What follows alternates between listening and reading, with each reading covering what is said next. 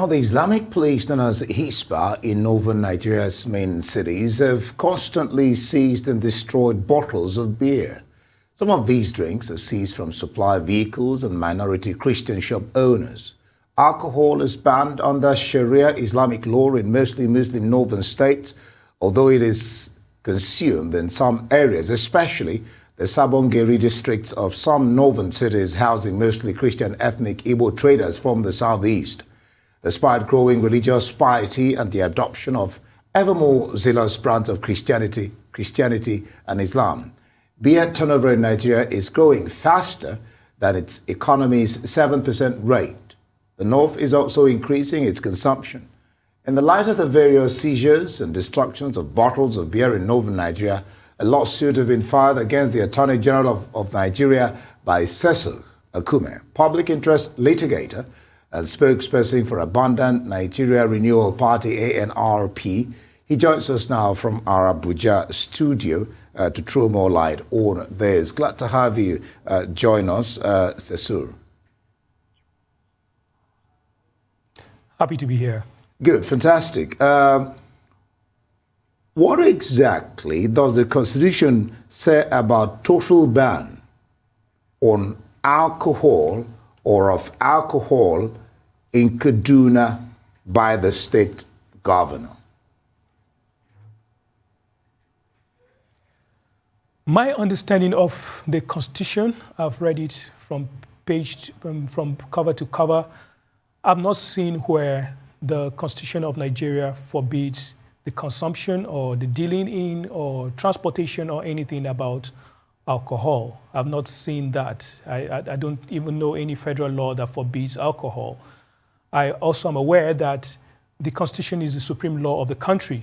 There's no law greater than that. So if there's any law of a state that contradicts it, then it becomes a nullity. I find this whole thing about alcohol and its ban and all of that, I find it absurd. And so I had to go to court to get an interpretation on what precisely is going on, because I don't understand it. And quite frankly, I'm tired of complaining about it and hearing everybody complain about it. So it needs to be settled once and for all, and that's why we're in court about it.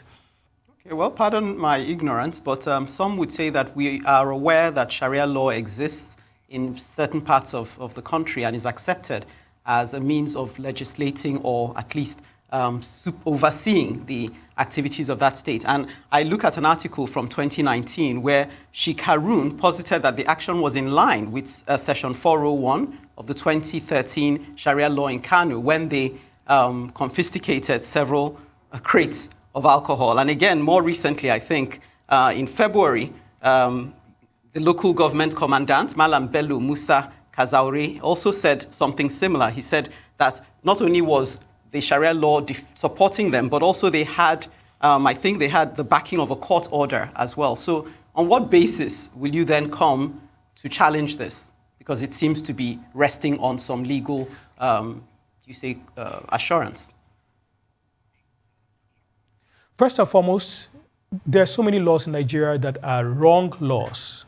As a matter of fact, this is not the only issue I've been to court on. I'm in a court in Benue State High Court, in the Federal High Court, numerous cases, and even at the Appeal Court, trying to challenge these laws. We have laws in our statute books that are completely out of sync with what the Constitution says. For instance, I don't want to make this thing about religion, because we're sensitive people and we're quite a religious people. I don't want to make it about religion or whether it's Sharia law or not. The question here is, if you're talking about Sharia law, is Nigeria a Sharia state? Are we allowed to have religious laws that discriminate against certain people, and so on and so forth? That's for the court to talk about. But in my suit, I do not bring up the issue of religion at all. I'm just talking about on the issue of alcohol. Is alcohol forbidden in Nigeria? And whether state laws are superior to the Constitution. That is for the court to say, and whether and so on and so forth. So if the court says that it is possible for states to have laws that are away from the spirit and the letter of the Constitution, then let's settle it now, once and for all, and know that it's so. It's not about whether people sit in their states and have laws and then live according to the laws. As a matter of fact, if there's a law in a state and it's taken to court for interpretation, the judge can't do otherwise. The judge will have to give a ruling based on the law that is in the books, until somebody challenges those laws themselves. And that's what we're doing here.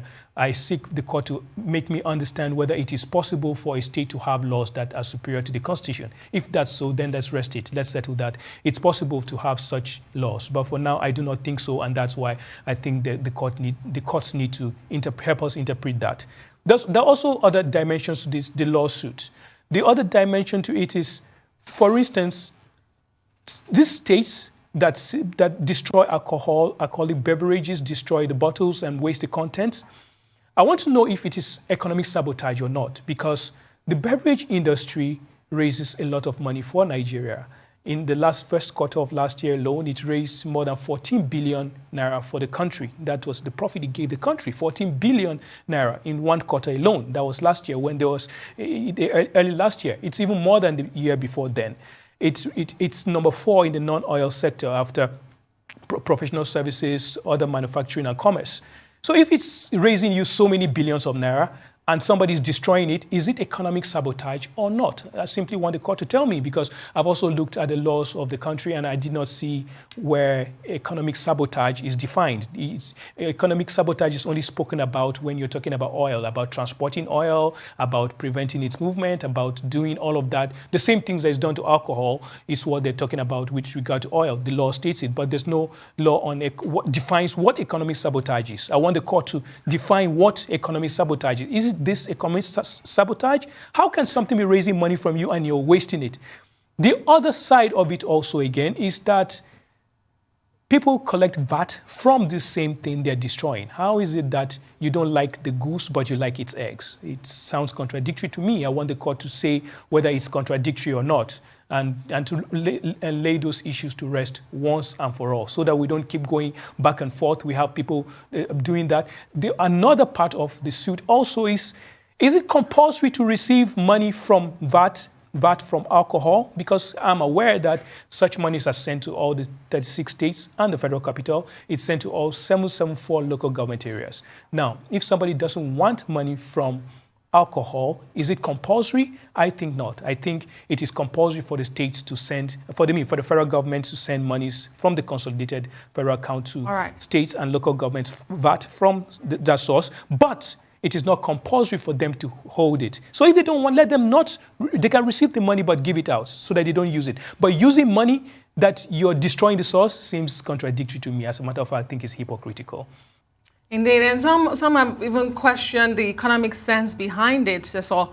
But you say this is not about religion. Can we separate this from what the Hizbah interprets as against Islam and the dictates of Islam? But my question really is, what does it mean to say Nigeria is a secular state? And where's the place of Hizbah in all of this? Yeah, but that's the entire contradiction and hypocrisy in it.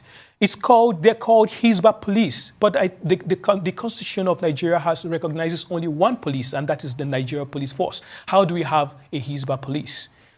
That's also another contradiction. I don't get it. If Nigeria is a non-religious state, it doesn't mean people can't practice their religions, but you don't impose your own religion on other people. So why I don't want to make it about religion is because they can make it about religion. I don't want to enter into those muddled waters. I just want us to discuss what the law says. The law, when it says alcohol is forbidden, is it forbidden for adherents of a certain religion, or is it for everybody? And why are you destroying it? Why are you destroying other people's means of livelihood? If it is forbidden in Nigeria, just like maybe cannabis is forbidden right now, or heroin or cocaine or so, let's know. Let the court interpret it for us to know, so that we know that alcohol is not accepted in Nigeria at all. Then we can know. But if it's not, and it's raising money for people, and you're using the money, and you're destroying it, I don't get it. So that's why there's no need talking about it much. It's for the courts to look at the laws and tell us what is, whether this is that, and let's settle it once and for all, instead of going back and forth. Because these destructions have been going on for years, for more than a decade. Last year alone, Kano destroyed alcoholic beverages worth 500 million, and we're boasting about it. Is this something to be bragging about? I don't think so. I think it's economic sabotage. But it's not for me to say, it's for the courts to say, and that's why we've approached the courts to help us interpret this thing.